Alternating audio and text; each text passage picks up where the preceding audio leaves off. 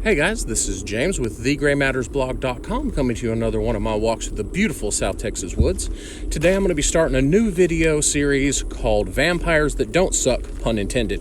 And what we're going to be talking about in this series is some new ideas. Each one we're going to be talking about a different idea of how to make vampires, which at this point are a very tired, played out old trope. It's one of the main things I hear people say they don't like seeing in urban fantasy. And we're going to talk about ways to draw on folklore, draw on these different ideas, some different sources, and make it really new and really interesting. Hope you guys like the video quality. We're trying something new out. Let me know in the comments if you like it, if it works for you, and if you think it's a little better, a little crisper, and a little smoother.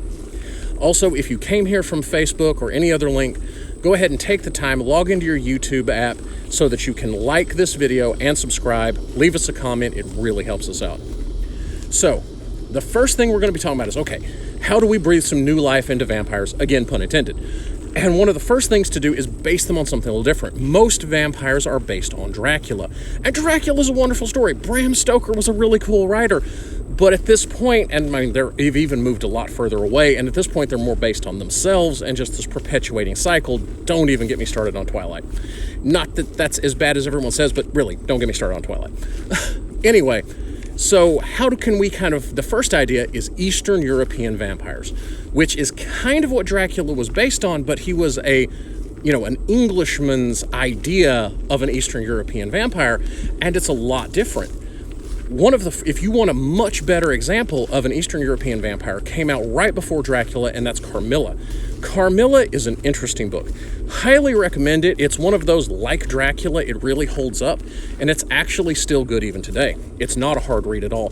One of the things I think is really funny, this is only kind of related to using Eastern European vampires to kind of spiff up the genre a little bit, but everyone always wants to say, there's like these weird homoerotic undertones in Dracula, and I gotta say, I really don't think they're there.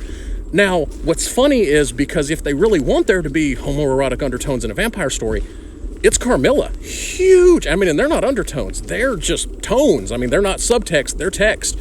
Where the, vampire is hitting on this innocent girl, and the girl's like, oh, well, she's very affectionate. Maybe I remind her of someone in her family. And she totally doesn't get it, but all the other characters are like, oh, sweetie, how can we explain? Well, no, you know what, never mind, just don't tell her. So it's really funny. It's handled in a really cool, interesting, funny way. And so it's just still a really good story. But so, okay, how can we kind of take this Eastern European thing, and how can that make them different than just Dracula? Well, one of the first things we can do is, one of the things we see in Carmilla is these vampires are so much more ghost-like. They're not just a person with superpowers. And one of the things about being more ghost-like is they can pass through walls, not just turning into mist, but walls don't really have a meaning for them because they are more like a ghost. One of the things, when they finally corner Carmilla, she's actually in her grave. That's the thing. Every night she rises from her grave. During the day, she sleeps in it. The grave is undisturbed, so she actually literally passes through the dirt. She's much more of a spirit entity. And playing up a vampire, I mean, in modern urban fantasy, you see vampires done where they're more not just blood drinkers, but actually, spiritual vampires and that. And then you could tie that in. Now, of course, Carmilla was a blood drinker. But if you wanted to, you could tie in that spiritual vampire with them being more like a ghost. And I think that would add something really interesting that's not there, because that is where some of the DNA comes from. And the vampires still have some of the holdovers from those ideas, with the fact of, sometimes every once in a while they'll still talk about needing the dirt from their grave in their coffin to sleep in. But that's kind of been lost as to why that's important. With the Eastern European vampire, it's important because they are literally still in their grave. Their body is still there. Whether or not it would still be there if you, dug it up during the day is, up for a debate. But again, if you write stories like this, if someone wants to really change how they write their urban fantasy vampires, a more ghostly vampire, vampires that have to hide their bodies in places. And, maybe you have a city run by vampires, and it has a graveyard where they plant all the vampires, and the vampire then walks around the city would be a way to work this thing in. Also, having them not be the suave city-running vampires would also be a difference. You know, what if your vampire was treated less like your powerful politician and was more of a vengeful ghost, was more of a dangerous antagonist rather than suave and controlling? You could put it in a really different trope and make these more like something that needs to be exorcised, more of a demon. And by taking it in that direction, you can really change up where they fit in your story. And I think that's one of the things where people get tired of the vampire trope, is because they play the same role. They're the suave seductor. They're the power behind the throne. You know, the vampires run the city and all the politicians work for them.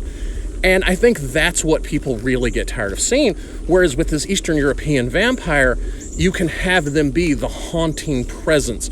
They could still control the politicians, but they do it by seduction through their dreams. They haunt the house because they're buried in the backyard. And just taking and making a vampire more of a ghost, which is what Eastern Europeans more are. Eastern European vampires. Eastern Europeans are not ghosts as far as I know. If you do that, then you just add this entirely different element to them. So guys, I think that's really an interesting way to take it. I have some other ones coming up.